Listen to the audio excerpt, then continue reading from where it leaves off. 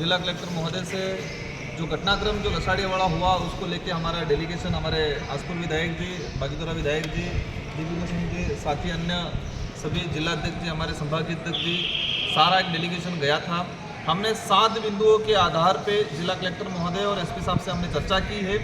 इसमें मेन बड़ा जो बिंदु है, एक उदयपुर सांसद मन्नालाल जी रावत,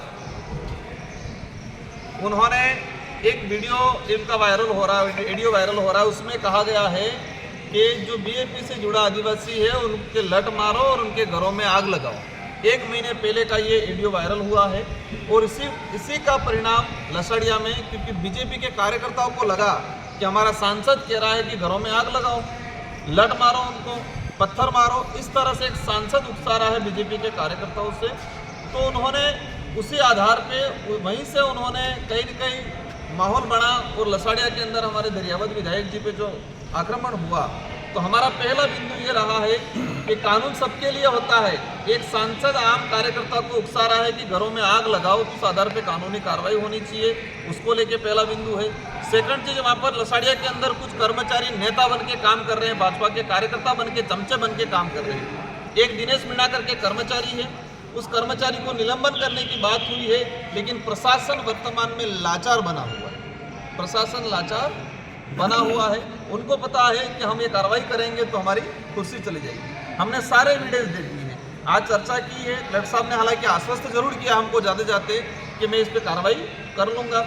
अगर कार्रवाई करते हैं तो ठीक है, कार्रवाई नहीं करते हैं तो हमारा डेलीगेशन अभी तय करेगा कि ये आंदोलन आगे बढ़ना है, धरना स्थल आगे बढ़ेगा, कि इसका नया रूप लेगा, वो हम आगे भी हम बैठ के डिसाइड करेंगे। लेकिन यहाँ पर जो स्थिति बनी हुई है, भाजपा ने अधिकारी कर्मचारियों को इतना डरा रखा है, धमका रखा है, और कुछ बात अलग है, कुछ चापलूसी कर रहे हैं वो अलग है, लेकिन लसाड़िया घटनाक्रम में जो कर्मचारी दोषी है उस पर किसी प्रकार का कानूनी कार्रवाई शिक्षा विभाग की तरफ से, कलेक्टर साहब की तरफ से अभी तक नहीं हुई है। 5 दिन होने आ गए हैं। हमारा फाइनल डिसीजन यही रहेगा कि उन कर्मचारियों पे कार्रवाई करें, और एक सांसद जिस तरह से आदिवासी समाज का सर्टिफिकेट लगा के गया और समाज के लोगों को ही आग से मारने की धमकी दे रहा है, तो ऐसे सांसद के खिलाफ भी कानूनी कार्रवाई करें, ये हमारी मांग रहेगी। सर सामने है, तो क्या बीएपी स्वतंत्र लड़ेगी या गठबंधन से ये लड़ेगी? इशू ही नहीं है। इशू सबसे बड़ा ये है कि एक आदिवासी समाज का सर्टिफिकेट लगा के सांसद बना और वही सांसद आदिवासियों के घर जलाने की बात कर रहा है, ये बड़ा इशू है। इशू ये है कि निर्वाचित हुआ विधायक वहाँ उसके विधानसभा क्षेत्र में जाता है और भाजपा के गुंडागर्दी वाले लोग उसके साथ मारपीट करते हैं, वो इशू है। तो हमारा आज जो बड़ा इशू है, चुनाव का इशू ही नहीं है। भाजपा जिस तरह से देश में, पूरे राज्य में माहौल बना के रखा है, वो इस इलाके में भी चलाना चाह रहे हैं। हम कतई चलने नहीं देंगे।